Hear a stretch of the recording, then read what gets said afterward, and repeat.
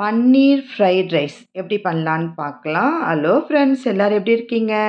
அரிசி உங்களுக்கு தேவையான அளவு அரிசியில் அரிசி கொதிக்க சொல்லவே உப்பு எண்ணெய் போட்டு வெடிச்சு எடுத்துக்கோங்க. வர வரையா பன்னீர் கொஞ்சம் வதக்கிட்டு சால்ட்டும் பெப்பரும் போட்டு கொஞ்சம் வதக்குங்க. பன்னீரில் உப்பு காரம் உரைக்கணும். நம்ம இப்போ எல்லாத்துக்குமே தனித்தனியாக பெப்பரு சால்ட்டு நம்ம போட போகிறேன். இப்போ கோஸும் கேரட்டும் போட்டேன். இப்போ அதுக்கு தகுந்த பெப்பர், அதுக்கு தகுந்த சால்ட்டு போட்டுக்கலாம். ஏன்னா மொத்தமாக நம்ம போட்டோம்னா ஒன்றோடு ஒன்று அதிகமாகவும் ஆயிடும், காரமும் உரைக்காது. இப்போ குடமிளகா போட்டேன். குடமிளகாவுக்கு தகுந்த பெப்பர் மட்டும் கொஞ்சம் போட்டு அதையும் வறுத்துக்கிறேன். ஃப்ரைட் ரைஸ் மசாலான்னு ஒயிட் கலர் விற்கிதுங்க. இது ஷெஸ்வான் ஃப்ரைட் ரைஸ் மசாலாவும் விற்கிது, ஒயிட் ஃப்ரைட் ரைஸ் மசாலாவும் விற்கிது. நான் வாங்கியிருக்கேன்.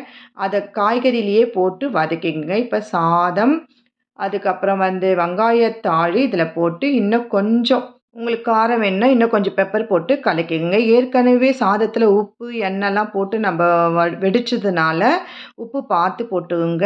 எப்படி இருக்குது இந்த வீடியோ சொல்லுங்கள். சூப்பரான ஃப்ரைட் ரைஸ் ரெடி.